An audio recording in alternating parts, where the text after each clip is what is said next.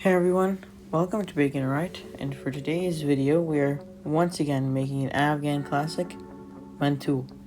Mantu is my favorite Afghan dish, if not my favorite dish. It's super easy, so let's get right into this one. Now to start out, we made some homemade yogurt, which we always do, and I guarantee that you will not do this. So you can buy from this company called Lebni. I'll have a link for their yogurt in the description down below for you. Now you're probably wondering if you can use Greek yogurt or something like that, and I wouldn't know. I've never met anyone that's ever used any yogurt other than homemade yogurt or Lebanese yogurt from Mantu. Now if you want to try it, go for it, but I would just be saving a Lebanese yogurt. So I also made my own dough for the Mantu, and I can literally guarantee you won't do this. So I'll have some store-bought dumpling down in the description down below that you can find literally every grocery store. Now it wouldn't make sense for me to skip this recipe, so here it is. Whisk together 2 cups of all-purpose flour with a pinch of salt. Once it's thoroughly mixed, put in enough water, temperature doesn't really matter, to get the dough to come together. Now the dough should be very stiff. Once the dough comes together, we're going to need to develop some gluten. If this dough isn't strong enough, it will rip into pieces when you try to roll it out. Keep adding flour and knead until the dough doesn't stick at all and is also very stiff.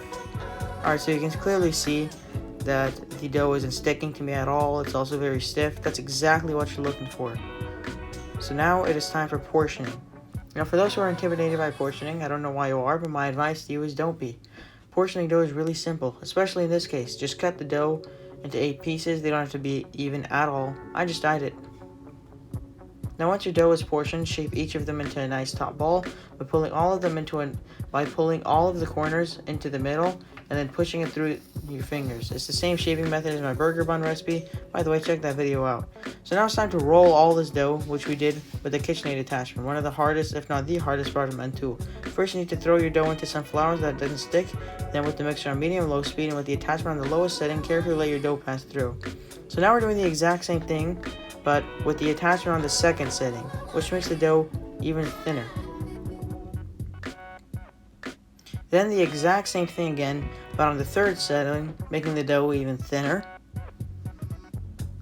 And last, but not least, the fourth setting. Repeat this process with every single dough portion. That's what makes it so hard. Now you probably think that the hard work is done. Believe me, it's not. You're going to have to cut out circles out of all of these. I used a biscuit cutter that was about 3 to 4 inches. Now if you have leftovers like we did, you can make some pasta and throw it in the freezer. It freezes really well. Thank God that's done. For the filling, chop up 1 jalapeno and grind up 2 yellow onions. Heat up some oil in a large saucepan and throw in 4 cloves of garlic and leave it for 30 seconds. Then throw in your jalapeno and leave it for another 30 seconds. Then throw in 1 pound of ground beef and break it up as much as you can. You don't want any big pieces in there. Now add all of your ground up onion, and for seasoning, you can crack some freshly ground black pepper, as well as a tablespoon of garlic powder. Once all the water is evaporated, then throw in 1 tablespoon of salt. So now that that's over, chop up 1 yellow onion and mix it with about 4 to 5 cups of your ground beef, as well as some freshly ground black pepper and a tablespoon of coriander. Now assembly time. Put a very little bit of your ground beef into one of the dough circles, close up the dough like a calzone, grab the corners, and join them together. That's the classic Mantu shape. So everything is done except they need to be steamed. Dip each dumpling into oil and put it in a steamer. I can show you some other ways of steaming in the description down below. A lot of guys are cooking lots more. Throw in about 3 tablespoons of tomato paste, as well as 1 diced tomato.